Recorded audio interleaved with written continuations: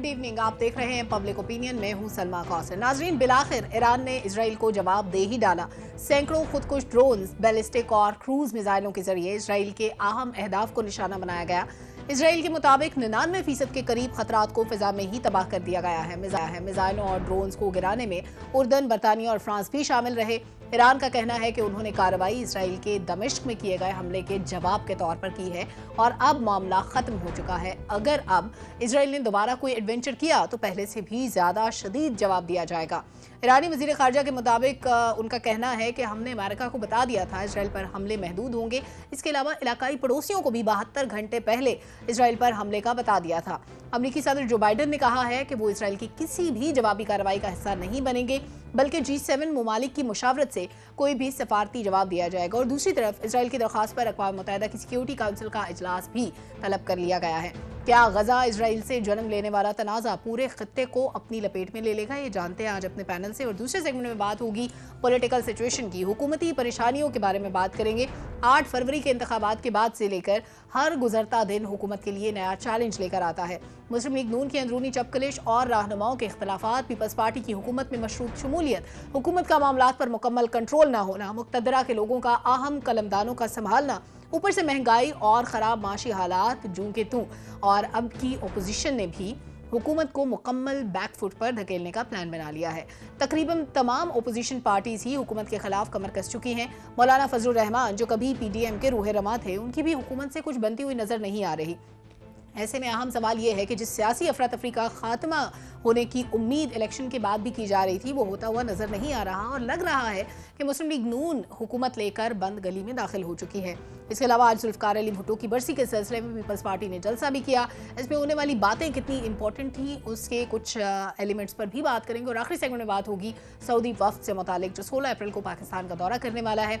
Saudi वजीर खारजा की सरबराही में आने वाला वफ्द पाकिस्तान में रेकोडेक, दयामर भाषा डैम, छोटी ऑयल रिफाइनरीज की तौसीह समेत माइनिंग और सियाहत के शोबों में $5 अरब की सरमायाकारी का रोड मैप तय करेगा। हम ये जानना चाहते हैं कि आखिर इतने ऐलानात और वादों के बावजूद सऊदी इन्वेस्टमेंट क्यों पाकिस्तान अब तक नहीं आ सकी। तमाम मामलात पर बात करने के लिए बहुत कॉम्पिटेंट पैनल हमारे साथ मौजूद है। आमिर सईद अब्बासी साहब स्टूडियोज में तशरीफ रखते हैं, लिंक पे हमें ज्वाइन कर रहे हैं। अनवर रज़ा साहब, जाहिद गशकोरी साहब हमारे साथ मौजूद होंगे और इसके अलावा डॉक्टर फ़ारूक सलीम भी हमारे साथ मौजूद होंगे।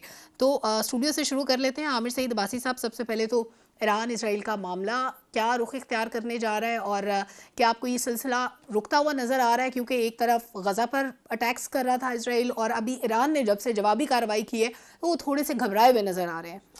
Thank you so much Salma. पहली बात तो ये है कि ये जो तनाज़ात हैं जो मशरिक़ वुस्ता में जन्म ले रहे हैं, बहरहाल इसका ना सिर्फ मुस्लिम दुनिया के ऊपर असर पड़ेगा, ख़ित्ते पर पड़ेगा, बल्कि पूरी दुनिया पर पड़ेगा।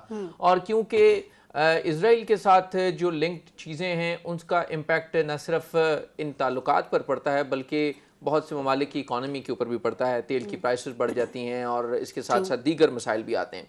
लेकिन हमें ये देखना होगा कि ये जो दो ममालिक के दरमियान जो तनाज़ा है, ये बहुत से जो मुस्लिम ममालिक हैं उनमें ये जो सिचुएशन है वो मज़ीद एस्केलेट कर जाती है, बढ़ जाती है। क्योंकि जिस तरह के मुजालिम इज़राइल कर रहा है गज़ा में, उसके बाद जो ईरान का रिएक्शन है, ईरान का क्योंकि बुनियादी तौर पे रिएक्शन को गज़ा की वजह से तो नहीं है, उनका तो क्योंकि एक पर्सनल जो उनका ये ख्याल है कि जिस तरह उनके जो कॉन्सुलेट के ऊपर अटैक हुआ और उन्होंने उसका ये जवाब दिया है और उन्होंने कहा है कि इसको वो मज़ीद नहीं बढ़ाना चाहते। लेकिन आपको मालूम है कि इस तरह के एक्शंस के रिएक्शन में जब इज़राइल दोबारा जवाबी वार करता है तो उसमें वो फिर कुचल कर रख देता है उन तमाम वहाँ पर जो उनकी रेंज में होने वाले मुस्लिम ममालिक हैं, वहाँ पर मुसलमान हैं। तो बहरहाल इसमें ईरान को बहुत कैलकुलेटेड मूव करना चाहिए और इस सिचुएशन को मजीद एस्केलेट नहीं करना चाहिए। बहरहाल इसके साथ साथ पाकिस्तान को और तमाम मुस्लिम दुनिया को इजराइल के ऊपर वो प्रेशर सफारती तौर के ऊपर मजीद बढ़ाना चाहिए, जिसकी वजह से वो जिस तरह 32,000 से ज़ायद मुसलमानों का कत्लेआम कर चुका है गजा में, और उसमें अब दुनिया को ये फैसला करना होगा कि वो प्रेशर बिल्ट अप करें और इजराइल को मजीद जो वहाँ पर होने वाले मजालिम हैं उनको रोके। और इसके साथ साथ देखिए, इजराइल की तरफ से जो ये अटैक्स किए जाते हैं, ईरान को मुख्तलिफ तरीक़ों से इनडायरेक्टली टारगेट किया जाता है, उनकी मिलिट्री लीडरशिप को टारगेट किया जाता है, उनके सफारत खानों पर हमला किया जाता है।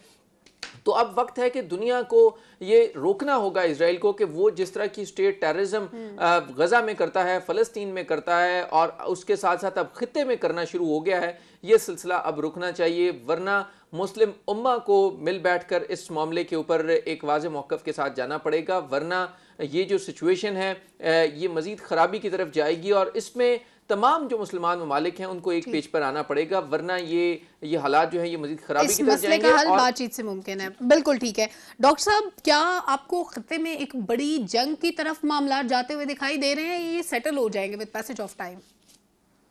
देखिए सलमा, पहली बात तो ये है कि इजराइल और ईरान के दरमियान जो जंग चल रही है वो बड़ी पुरानी चल रही है। पहले उसका हरबा जो था वो प्रॉक्सी वॉर होता था। इजराइल जो है वो टारगेट किलिंग करता था, ईरान जो है वो अपनी मलेशियस को सपोर्ट करता था जिसमें हमास था, हिजबुल्लाह है, यमन में यूथीज है। ये जंग का तरीकाकार तो चल रहा है एक अरसे से। ये तारीख में पहली दफा हुआ कि ईरान ने डायरेक्ट हमला किया है इजराइल के ऊपर। ये खतरनाक मामला जरूर आ सकता है सामने। दूसरी बात यह है कि जितने भी मेजर प्लेयर्स हैं, जिसमें इजराइल हो, ईरान हो, अमेरिका मेजर प्लेयर है, अरब ममालिक मेजर प्लेयर हैं, उनमें से कोई भी मेजर प्लेयर ये नहीं चाहता कि ये जंग फैले। इंतकामी कार्रवाइयों तक तो ठीक है, लेकिन मैं समझता हूँ कि कोई भी मेजर प्लेयर ये नहीं चाहता कि ये जंग मजीद फैले, और मुझे इसके इम्कानात नहीं लगते कि ये जंग बहुत ज्यादा फैलने वाली है। खित्ते के मफाद में ये किसी के मफाद में नहीं है, ना इजराइल के मफाद में है, ना अमेरिका के मफाद में है, ना ईरान के मफाद में है। लेकिन इसका जो माशी एंगल है वो आप सोचिए कि पिछले कुछ महीनों में $80 से तेल बढ़ता बढ़ता कहीं 90 पे पहुंच गया है, और हर $10 जो इजाफा होता है तेल की कीमत में, पाकिस्तान को 1 बिलियन का इजाफी तेल खरीदना पड़ता है सालाना की बुनियाद के ऊपर। तो एक माशी एंगल इसका है जो पाकिस्तान के ऊपर असरअंदाज हो सकता है। ठीक, यानी मईशत को भी खतरात लाहक होंगे। बिल्कुल ठीक कह रहे हैं आपकी, किसी के भी मफाद में नहीं है। अनवर रजा साहब, अभी अब्बासी साहब भी कह रहे थे कि कैलकुलेटेड मूव होनी चाहिए ईरान की तरफ से।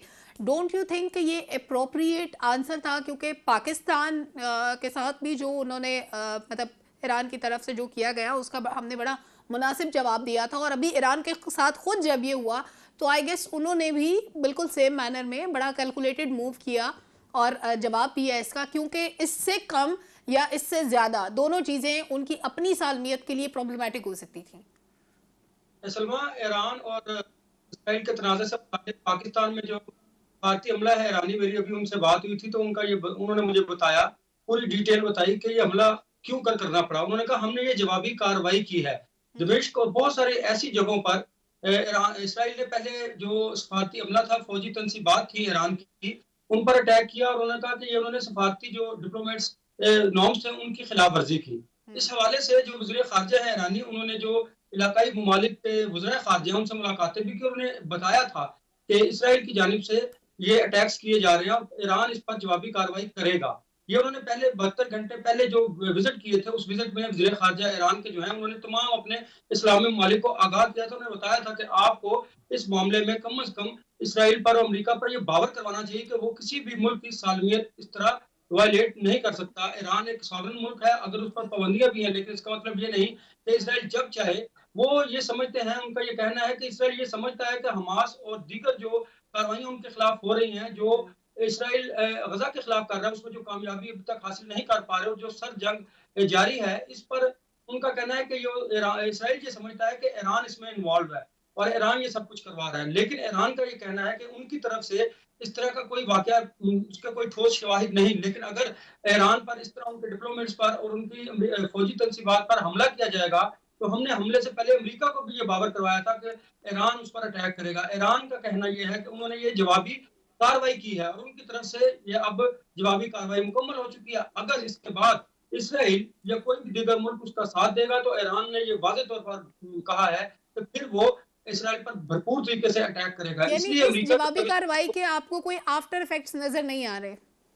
मुझे नजर नहीं आ रहे। ये सलमा के अमेरिका ने एक तो इसराइल को रोका हुआ है, दूसरी बड़ी जो अहम वजह है वो ये है कि इसराइल जो है वो गजा में खुद को एंगेज हुए हुए है, और जो वो समझता था कि उसे शायद वो गजा को मलियामेट कर देगा, जो कि वो बड़ी कोशिशें भी कर रहा है, उसमें उन्हें उनको कामयाबी हासिल नहीं जो इसराइल करता था। इसलिए मैं नहीं समझता कि इस वक्त गजा के महाज के साथ साथ इसराइल जो है वो ईरान पर भी हमला करने की कोशिश करेगा, क्योंकि उन्हें ये पता है कि अगर हमने ईरान पर अटैक किया तो ईरान भरपूर तरीके से जवाबी कार्रवाई करेगा और इस वक्त इसराइल उसका मुतहम्मिल नहीं हो सकता। एक और बड़ी वजह है कि इसराइल के बाद अगर एक बड़ी तादाद जो है वो भी ईरान में यहूदियों की वहां पर आबाद है और ये बात भी इसराइल को बड़े अच्छे तरीके से मालूम है। और दूसरा, अमेरिका ने भी उनको मना कर दिया है कि आपने इस पर कोई बात नहीं करनी, हमने डिप्लोमेटिक तरीके से इस मामले को हल करना है। तो मुझे नहीं लगता कि ये दूरस इसके कोई खतरनाक नतायज जो है वो सामने आएंगे, क्योंकि ये खित्ते के ममालिक जो हैं उन्हें भी पता है कि अगर खुदा ना खास्ता ईरान और इसराइल की जंग शुरू होती है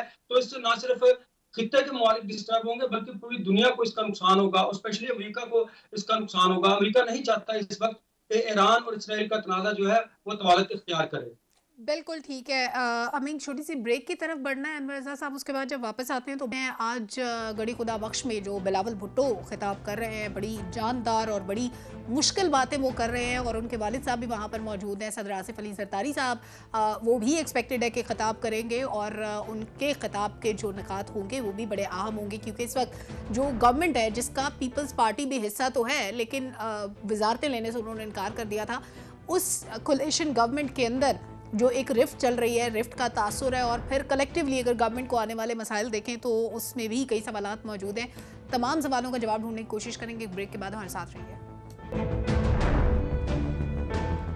वेलकम बैक नाज़रीन। हुकूमत कई चैलेंजेस का शिकार है जिसमें आपसी रिफ्ट भी है, मुस्लिम लीग नून के अंदर के रिफ्ट जिसका बार बार जिक्र होता है तो वो भी मौजूद है। उसके अलावा अगर पीपल्स पार्टी को देखा जाए उनके साथ भी कुछ मामलात पर इख्तलाफात मौजूद हैं और इसके अलावा जो बढ़ते हुए माशी चैलेंजेस हैं वो अपनी जगह पर मौजूद है। बलूचिस्तान में भी गवर्नमेंट नहीं बन रही, वहाँ पर भी मामलात अभी देखना है कि किस तरफ जाते हैं। और उसके अलावा जो कहा जा रहा था कि इस्टेब्लिशमेंट के लोगों के हुकूमत में मौजूद होने का जो एक तासुर दिया जाता है वो भी गवर्नमेंट के लिए एक बड़ा चैलेंज है, जिस पे कल भी बात हुई थी कि नवाज शरीफ साहब उसमें बहुत ज़्यादा रिजर्वेशंस रखते हैं, उनको बहुत ज़्यादा परेशानी है इस सूरत हाल से। और फिर मौलाना फजलुर रहमान अपनी जगह एक इम्पॉर्टेंट एलिमेंट हैं।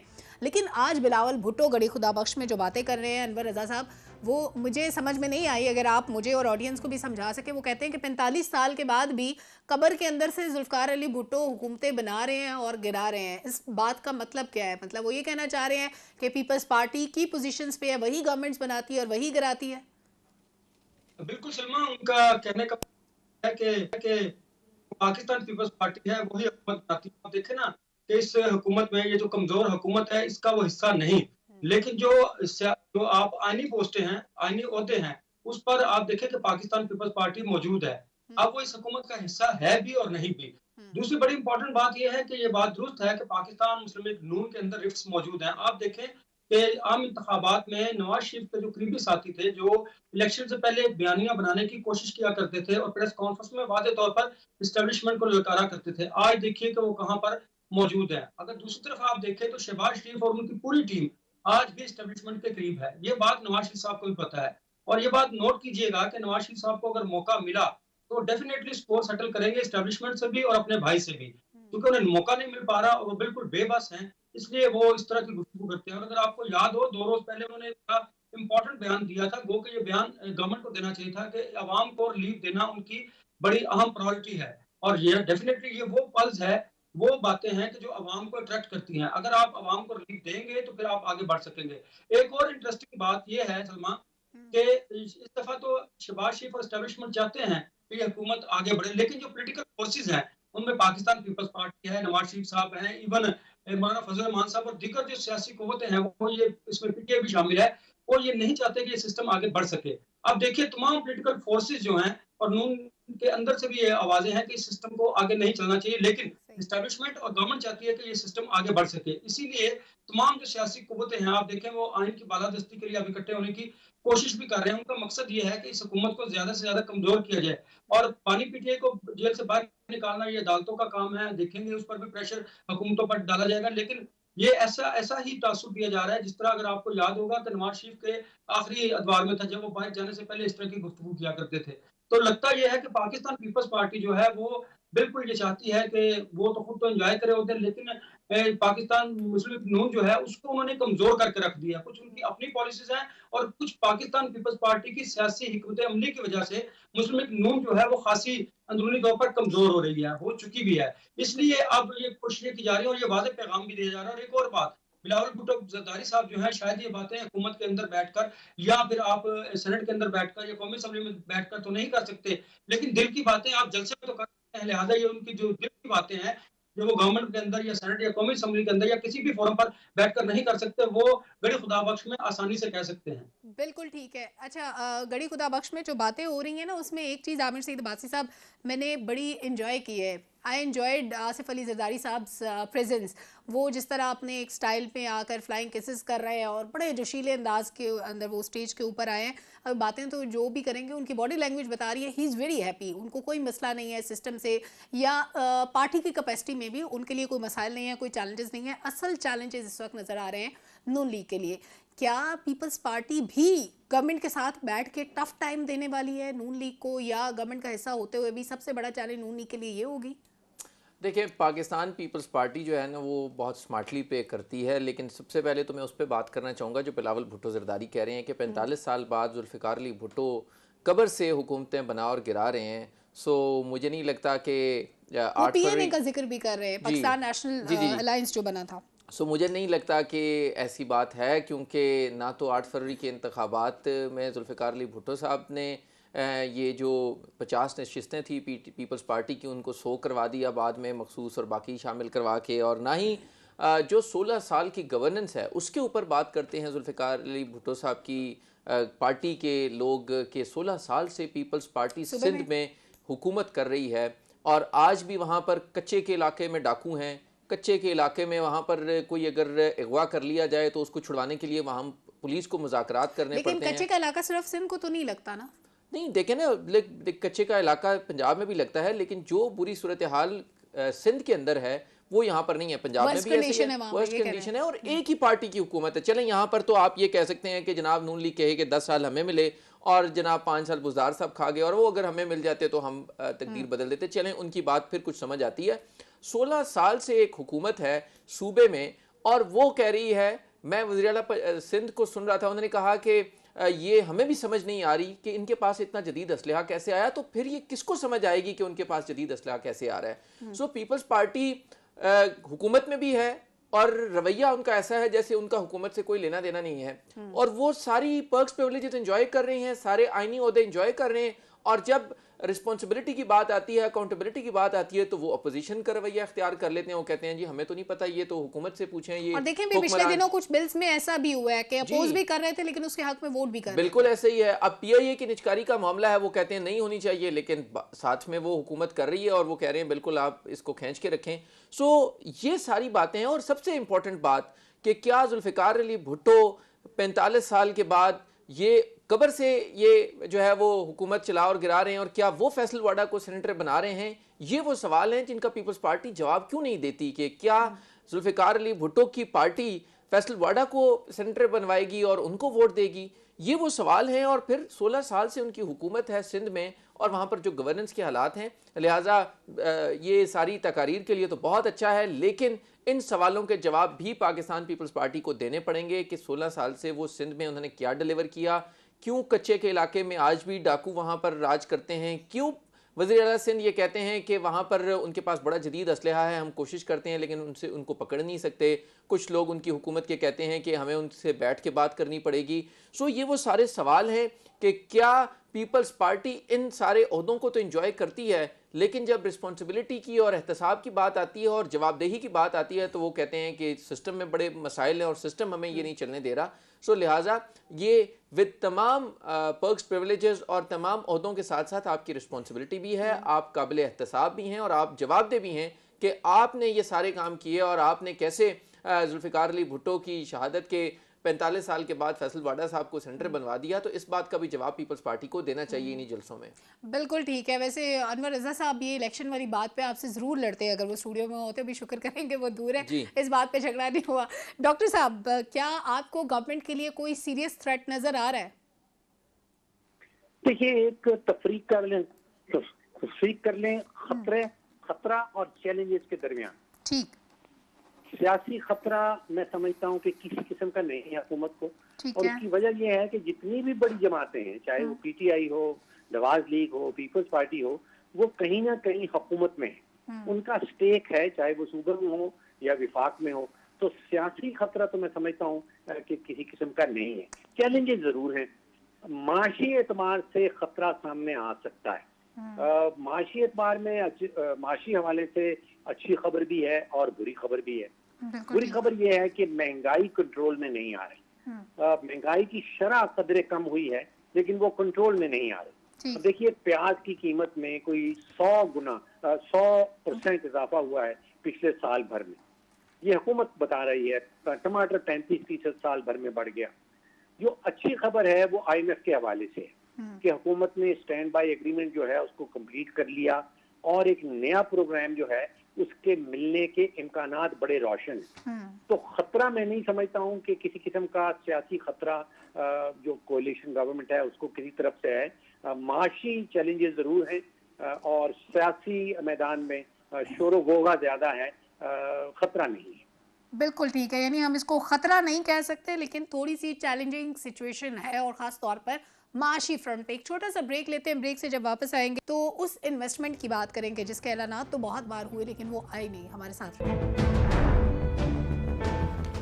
वेलकम बैक नाज़रीन। 16 अप्रैल को एक सऊदी वफ्द पाकिस्तान पहुंच रहा है और मुख्तलिफ शोबों में सरमायाकारी करने का ऐलान किया गया है, और बहुत अरसे से हम इस तरह के ऐलानात सुनते जा रहे हैं। रेकोडेक में इन्वेस्टमेंट की बात हो, दयामर भाषा में इन्वेस्टमेंट की बात हो, छोटी ऑयल रिफाइनरीज की बात हो, इस सब के बारे में पहले भी बात होती थी, लेकिन अभी तक इस मंसूबे को जो ऐलान था इसको अमली जामा पहनाया नहीं जा सका। तो डॉक्टर फ़ारूक, आप से मैं ये जानना चाहती हूँ कि इसकी तवक्को हम कब तक रखें, या यूं कह लीजिए कि क्या तवक्को रखें हम सऊदी अरब से? देखिए, 3 किस्म के ऐलानात आते हैं पाकिस्तान और सऊदी जब माशी ताल्लुकात के हवाले से। एक तो बताया जाता है कि स्टेट बैंक के अंदर सऊदी अरेबिया जो है वो मजीद ज़खायर या डॉलर जमा करवा रहा है। उसकी तरफ से ऐलान आया है कि $2 बिलियन मजीद हमारे रिजर्व के अंदर सऊदी अरेबिया जमा करवाएगा। दूसरा जो इशू होता है, डॉक्टर साहब आपकी आवाज हम तक पहुंचना बंद होगी, कोशिश करते हैं। जी आवाज अब आ रही है आवाज जी। और एक जिसकी आप बात कर रहे हैं वो डायरेक्ट सरमायाकारी है, यानी कि डॉलर्स के हवाले से नहीं या उधार तेल लेने के हवाले से नहीं, डायरेक्ट सरमायाकारी कितनी आ रही है या कितनी आने की उम्मीद है। देखिए, एक चीज तो हमें समझनी होगी पाकिस्तान में रहते हुए कि जो जियो स्ट्रेटेजिक का मामला था, जो हमारा आर्ग्यूमेंट था कि पाकिस्तान जियो स्ट्रेटेजिकली बड़ा इंपॉर्टेंट मुल्क है इसलिए इस पे सरमायाकारी आनी चाहिए, वो आर्ग्यूमेंट अब आलमी दुनिया में नहीं बिकता। अब मामला ये है कि जो प्रोजेक्ट इकोनॉमिक सेंस बनते हों उसके अंदर सऊदी अरेबिया भी और बाकी दुनिया के ममालिक भी पैसे लगाने के लिए तैयार होंगे। उसमें एक प्रोजेक्ट जो है वो रेकोडेक का प्रोजेक्ट है, और उसमें जो नेगोशिएशन है वो बड़ी एडवांस स्टेजेस पे है। उसमें कहा जाता है कि $1 बिलियन सऊदी अरेबिया जो है वो लगाना चाह रहा है, लेकिन जो करंट शेयर होल्डर्स हैं रेकोडेक के अंदर, इसमें 25% गवर्नमेंट बलूचिस्तान है, 25% हुकूमत पाकिस्तान है और 50% बैरिक गोल्ड है। वो अपने शेयर्स कम नहीं करना चाहते, डिल्यूट नहीं करना चाहते। उनको इस प्रोजेक्ट के अंदर बहुत जो है आप समझिए कि बहुत पॉजिटिविटी नजर आती है। वो अपने शेयर्स सऊदी अरेबिया को इस स्टेज पे हमने सुना कि बेचना नहीं चाहते। रेकोडेक ऐसा प्रोजेक्ट है जिसमें सऊदी अरेबिया वाकई में इंटरेस्टेड है। और फिर रिफाइनरीज का आपने जिक्र किया, वो प्योरली इकोनॉमिक बेसिस के ऊपर उसमें इन्वेस्टमेंट आ सकती है, उसमें जियो स्ट्रेटेजिक के बेसिस के ऊपर इन्वेस्टमेंट नहीं होता। बिल्कुल ठीक है। अनवर रजा साहब, बहुत सारे ममालिक के साथ हमारे अच्छे ताल्लुकात हैं। जब भी मुश्किल वक्त आता है हम पहले तो IMF की तरफ जाते हैं कि वहाँ से हमें कुछ ना कुछ कर्ज मिलेगा, या जो भी नेगोशिएशंस चल रही होती हैं उसके बदले में कोई ना कोई किस्त मिल जाती है, किसी न किसी तरह मामला आगे बढ़ता रहता है। दूसरी उम्मीद हमेशा हमारी ये होती है कि दोस्त ममालिक कुछ ना कुछ पैसे इन्वेस्ट करेंगे तो उससे भी हमें काफ़ी मदद मिल जाती है, और जिन्होंने पहले से कर्जे दे रखे होते हैं उधर फिर हम रोल ओवर की तरफ देख रहे होते हैं कि वहाँ से हमें थोड़ा सा टाइम मिल जाएगा, चांस मिल जाएगा। डोंट यू थिंक कि हम इकोनॉमिक डिप्लोमेसी में लैग कर रहे हैं? अनवर साहब को आवाज़ नहीं पहुंच रही। जी आमिर अब्बासी साहब। देखिए, बात यह है कि पाकिस्तान ने अब जो नई अप्रोच रखी है और उसमें पाकिस्तान अब एड की बात नहीं कर रहा बल्कि ट्रेड की बात कर रहा है और इन्वेस्टमेंट की बात कर रहा है, तो ये बहुत अच्छी अप्रोच है। और इसमें अब ना सिर्फ दुनिया भर से इन्वेस्टर्स पाकिस्तान की तरफ देख रहे हैं, उसमें बहुत से अब जो ममालिक हैं और जो इन्वेस्टर्स हैं वो पाकिस्तान का रुख कर रहे हैं। लेकिन सबसे बड़ा मसला है क्या, देखें, यहाँ पर दुनिया भर के जो इन्वेस्टर्स हैं उनको मालूम है कि यहाँ पर बहुत अपॉर्चुनिटीज़ हैं, पाकिस्तान में एक बड़ी अच्छी मार्केट है। लेकिन मसाइल क्या हैं? मसाइल हैं यहाँ के इंटरनल, जिसमें जो उनको थ्रेट्स हैं या उनको जो खदशात होते हैं वो ये होते हैं कि जब गवर्नमेंट चेंज होती है तो पूरे का पूरा जो एक प्रायोरिटीज़ हैं उनकी वो तब्दील हो जाती हैं, तरजीहात तब्दील हो जाती हैं। एक तो ये बड़ा मसला है उसकी, क्योंकि श्योरिटी हमारी मिलिट्री इस्टेब्लिशमेंट दे चुकी है कि अब तमाम तर जो इन्वेस्टर्स आएंगे उनको भरपूर तरीके से यहाँ पर फैसिलिटेट किया जाएगा। और दूसरा, जो ब्यूरोक्रेटिक हर्डल्स, वो पाकिस्तान का एक बहुत बड़ा मसला है कि यहाँ पर जितने भी काम हों उनको गैर ज़रूरी तौर के ऊपर जो हमारी ब्यूरोक्रेसी है वो उसमें मसाइल पैदा करती है। और वो ये वजह बनाते हैं कि कल अगर हुकूमतें तब्दील होती हैं तो बाद में फिर उसकी अकाउंटेबिलिटी शुरू हो जाती है, एहतसाब शुरू हो जाता है, केसेस बन जाते हैं। सो अब वो भी जो हमारी अफसरशाही है उसको समझा दिया गया है कि अब आप तमाम जो इश्यूज़ हैं इनमें कम से कम मसाइल पैदा करें और जल्द से जल्द अप्रूवल्स दें। बहुत से ऐसे केसेस हैं, आप एलएनजी का प्रोजेक्ट्स देखें, आप रेकोडिक के जो प्रीवियस केस था उसमें भी आपको पता है कि अदलिया ने मुदाखलत कर दी, एलएनजी का केस है उसमें भी नैब ने इन्वॉल्वमेंट कर दी। और इसके साथ साथ बहुत से ऐसे प्रोजेक्ट्स हैं जिसमें जो हमारे इंटरनल झगड़े हैं और मसाइल हैं उनकी वजह से इन्वेस्टर्स जो है वो मुतमईन नहीं होते। लेकिन अब जो हमारी मिलिट्री लीडरशिप है उसने यकीन दिलाया है, बहुत अच्छी डेवलपमेंट है कि सऊदी एक बहुत बड़ा वफ्द जिसकी क़यादत वज़ीर ख़ारजा फैसल बिन फरहान कर रहे हैं, वो 16 अप्रैल को यहाँ पर पहुँचेंगे और जो बड़े प्रोजेक्ट्स हैं उसमें वो इन्वेस्टर्स को अपने साथ लेकर आ रहे हैं। एक बड़ा मंसूबे हैं जिसमें पानी और बिजली में उनकी इन्वेस्टमेंट्स हैं, ज़राअत में हैं, रियल एस्टेट में उनकी इन्वेस्टमेंट्स हैं, यहाँ पर होटलिंग के शोबे में वो इंटरेस्ट ले रहे हैं, इसके साथ साथ रेकोडिक में वो इंटरेस्ट ले रहे हैं। और इसके साथ साथ जो पाक सऊदी सुप्रीम कोऑर्डिनेशन काउंसिल है उसके जो हुकाम हैं वो भी यहाँ पर आ रहे हैं। लिहाजा पाकिस्तान बहुत मुस्बत तरीके से कोशिश कर रहा है कि उन तमाम हर्डल्स को कम से कम किया जाए, रुकावटों को कम से कम किया जाए और इन्वेस्टर्स के लिए एक ऐसा साजगार माहौल फराहम किया जाए ताकि जो इन्वेस्टर्स हैं वो यहाँ पर आएँ। और उसके लिए सऊदीज़ की तरफ से, क्योंकि हमेशा बड़ी कोऑपरेशन की गई पाकिस्तान के, जब भी मसाइल हुए मईशी या इसके साथ साथ दीगर भी, तो उनमें सऊदीया ने हमेशा बड़ी हेल्प की। तो लिहाजा इस वक्त भी जो सऊदी क़यादत है उसने बहुत फराख दिली से पाकिस्तानी क़यादत को यकीन दिलाया है कि वो हर तरीके से ताउन करेंगे और इन्वेस्टमेंट्स लेके आएंगे। सो अब जो पहले $5 अरब की सरमायाकारी की बात हो रही थी, आज ये मालूम हुआ है कि वो अब $7 अरब तक जा सकती है। और आइंदा आने वाले 2-3 दिनों में जो इस्तकबाल है भरपूर तरीके से होगा। मैं देख रहा था इस्लामाबाद में उनके लिए पूरा एक माहौल बनाया जा रहा है कि उनको भरपूर तरीके से यहाँ पर वेलकम किया जाए और उनके लिए आसानियाँ पैदा की जाएं। बिल्कुल ठीक है, उनके लिए आसानियाँ पैदा करने की कोशिश की जा रही है। अनवर रजा साहब, इकोनॉमिक डिप्लोमेसी पे मेरा सवाल था, डू यू थिंक कि ये सेटिस्फैक्ट्री है? और फिर जो SIFC हमने बना दिया, आपके ख्याल में ये सरमायाकारों के लिए जन्नत है या अभी कोई सिस्टम के अंदर सुकम मौजूद है जिसकी वजह से इन्वेस्टर अभी आने में जितना इंटरेस्ट लेना चाहिए उतना शो नहीं कर रहा? आपके सवाल का सरमायाकारों के लिए जन्नत नहीं है। ये पाकिस्तान और पाकिस्तान का निजाम आपको पता क्या है। SIFC को पहले भी ब्यूरोक्रेसी कबूल कर ले तो ये बहुत बड़ी बात होगी।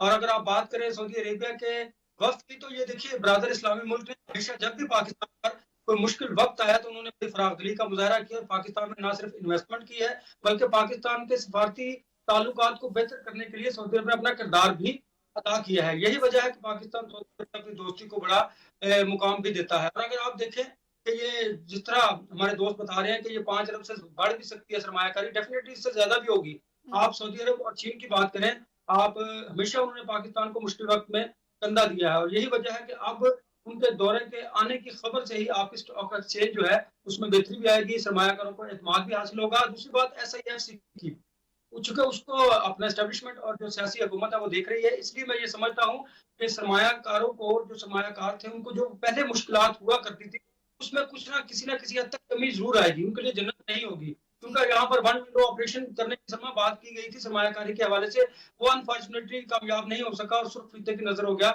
हमारे यहाँ जो ब्यूरोक्रेसी है वो जो सरमायाकार है उनको अट्रैक्ट के साथ साथ डराती भी बहुत ज्यादा है। पाकिस्तान के जो हालात हैं उसके बारे में भी पाकिस्तान के जो नेगेटिव खबरें हैं वो बड़ा पाकिस्तान की सरमायाकारी पर पड़ता है, और जो बैरूनी सरमायाकार है वो पाकिस्तान में गुरेज करते हैं। इसलिए आपकी सरमायाकारी को बेहतर करने सरमायाकारी को बेहतर करने के लिए हमें मजीद इनेबलिंग एनवायरनमेंट देने की जरूरत। सरमायाकार बेधड़क पाकिस्तान में आए, अपना पैसा लगाएं, खुद भी बेनिफिट लें उससे, और ऑब्वियसली ये पाकिस्तान का बेनिफिट है अगर इन्वेस्टर बाहर से बड़ी इन्वेस्टमेंट लेके पाकिस्तान आते हैं। नाज़रीन, पब्लिक ओपिनियन का वक्त खत्म हुआ, इजाजत दीजिए, अल्लाह हाफ़िज़।